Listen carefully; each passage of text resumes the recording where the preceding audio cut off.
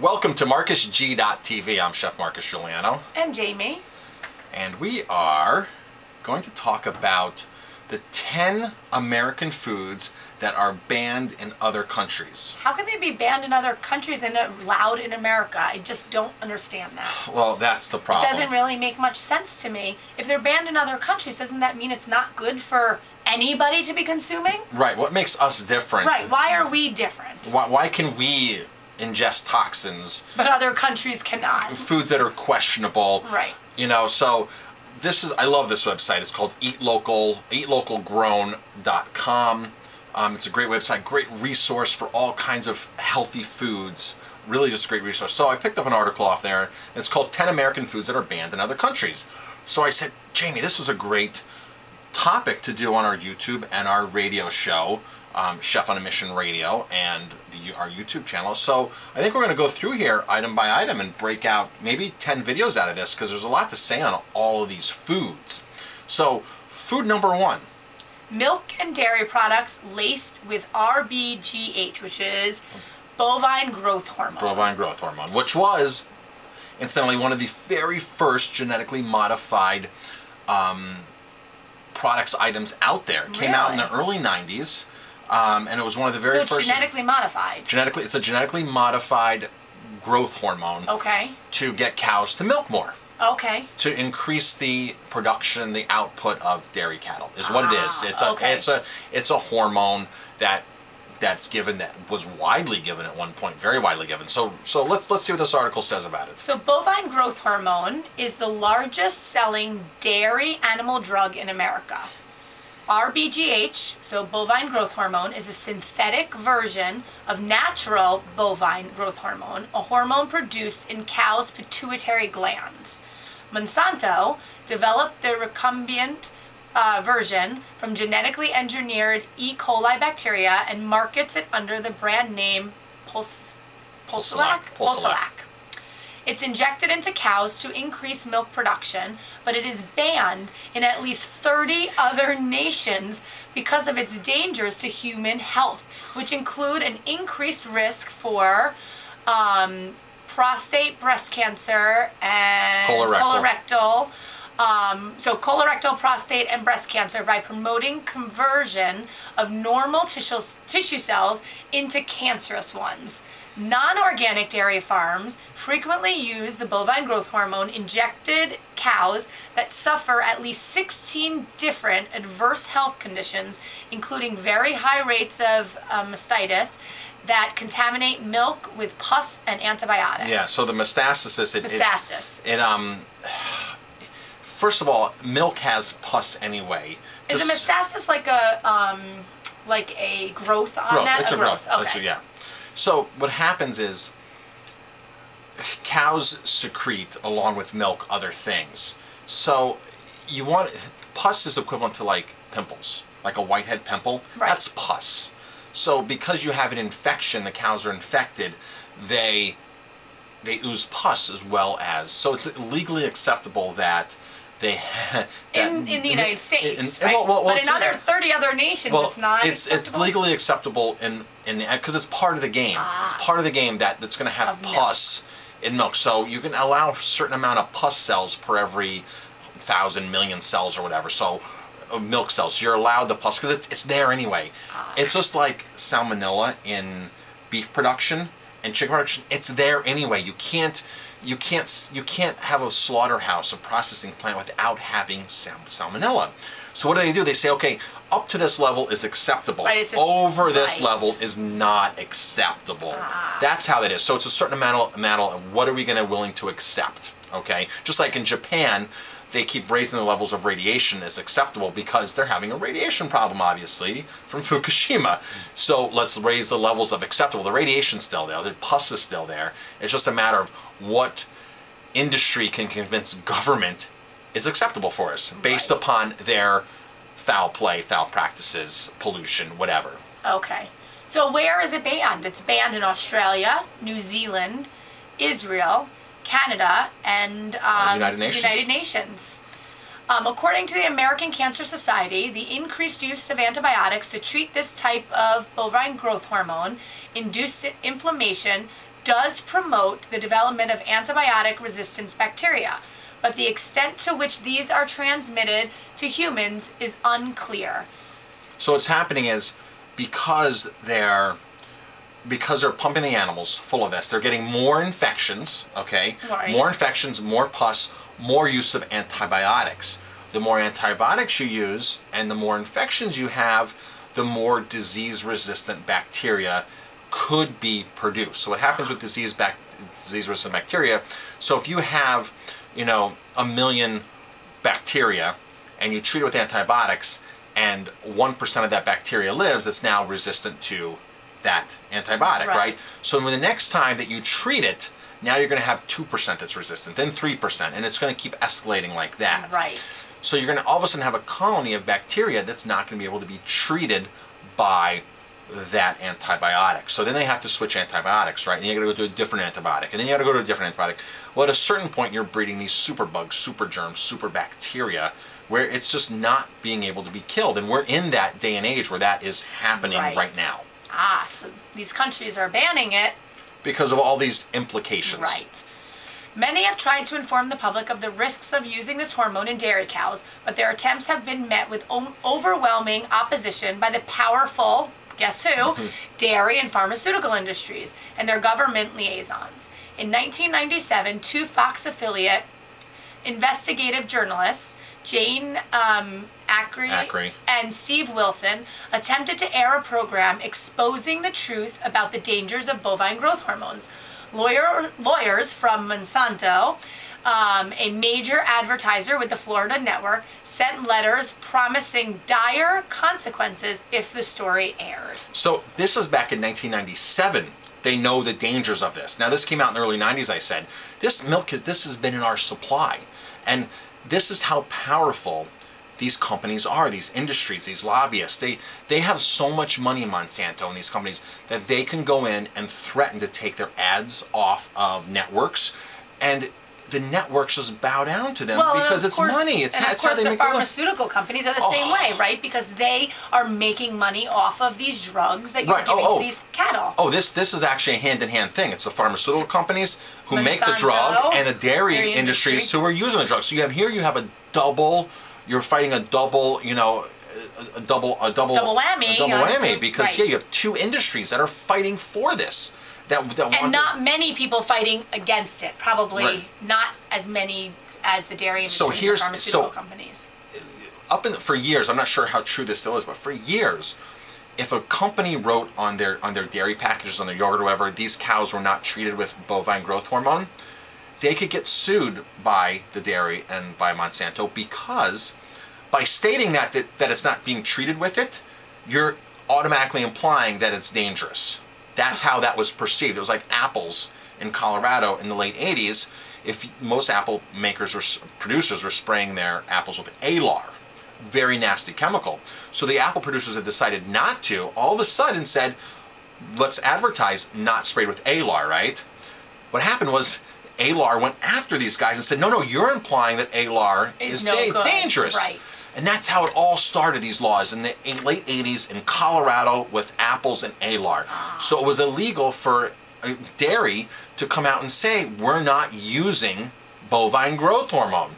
In fact, it should have been the opposite, where the people who were using it should be having a disclaimer, just so you know, we are, like cigarettes come with a disclaimer. I was just going to say, just like cigarettes. Alcohol comes with the disclaimer, but look how long it took for cigarettes, for them to actually, they fought for decades to prove that cigarettes cause cancer, to prove that cigarettes weren't healthy, and this, that.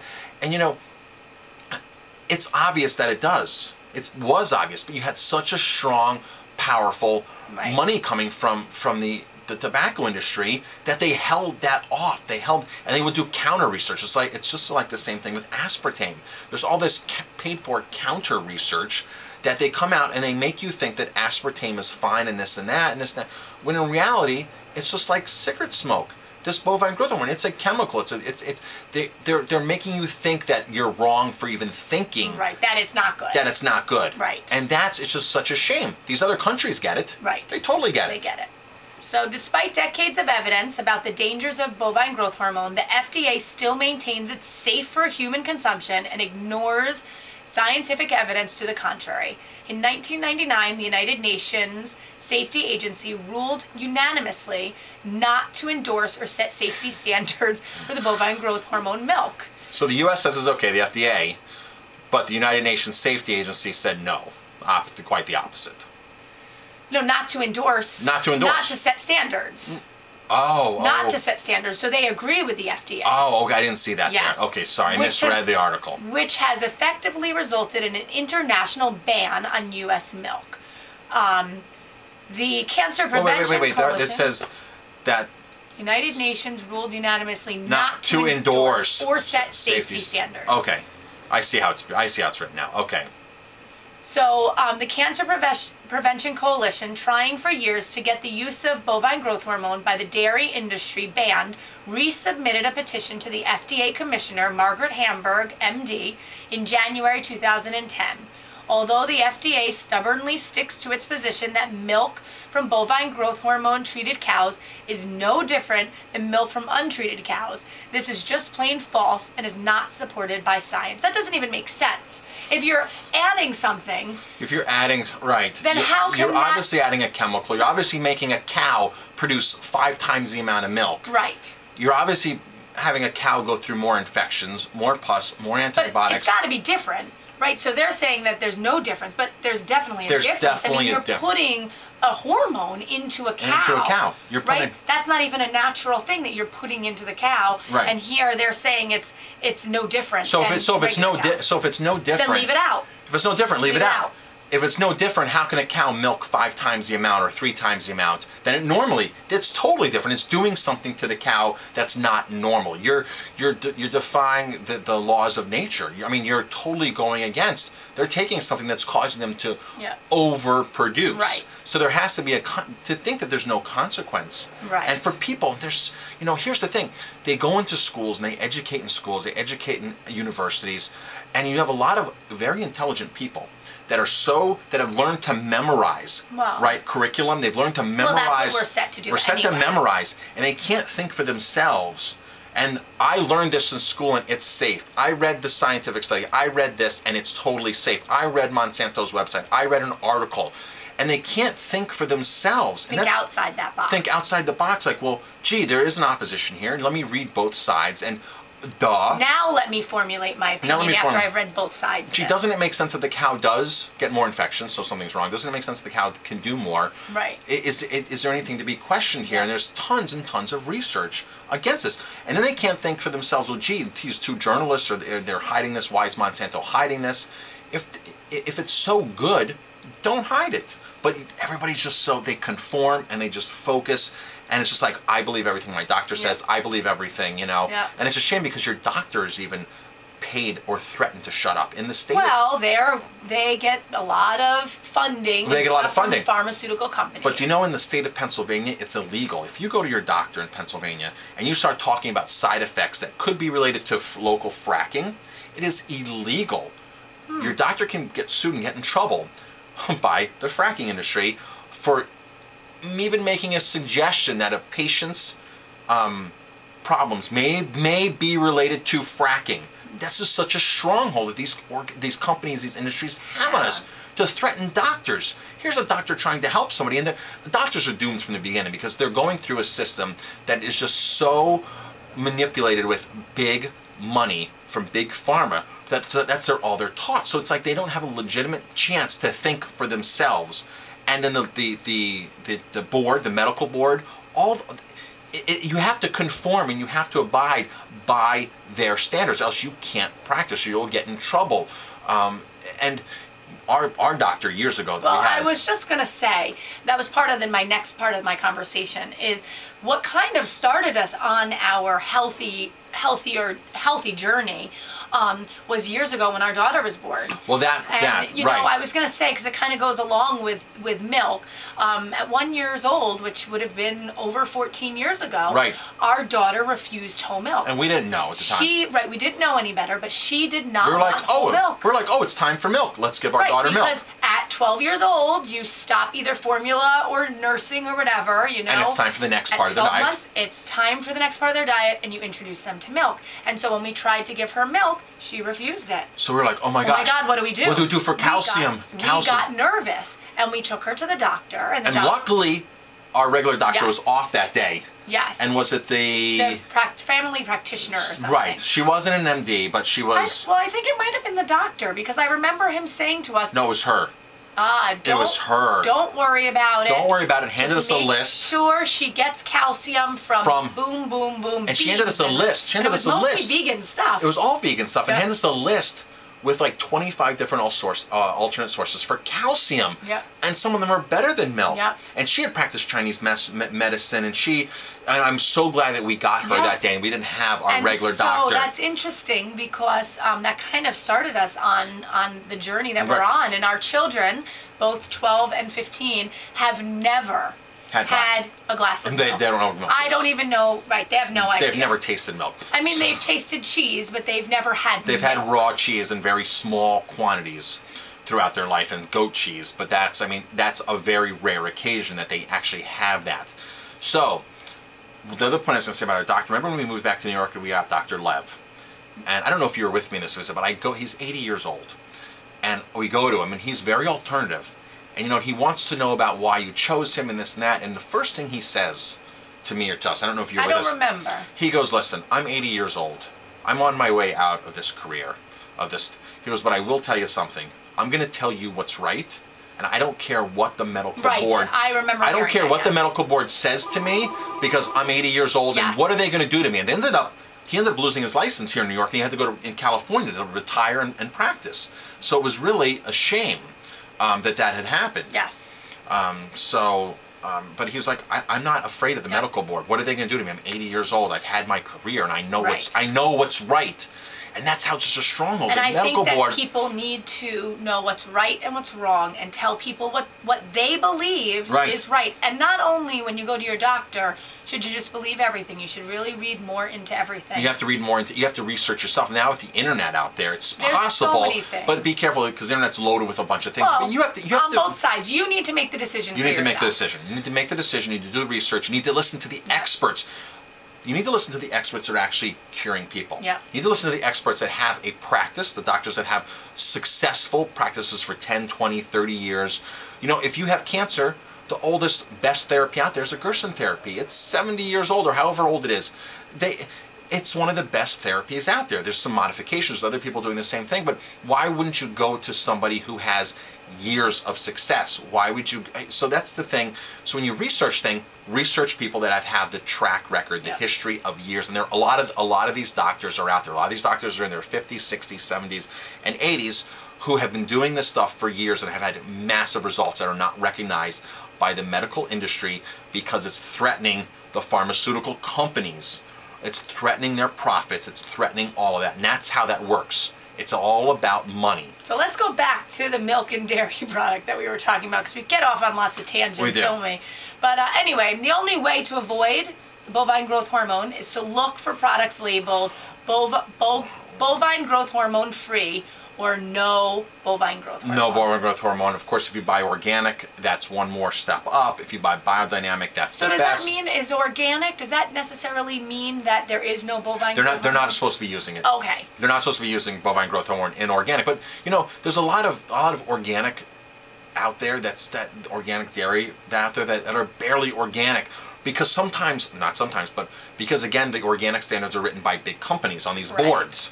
Okay, so big companies get on these boards and they say, well, how can we, like Horizon Dairy, how can we have the largest dairy operation in America and still technically be organic? Right.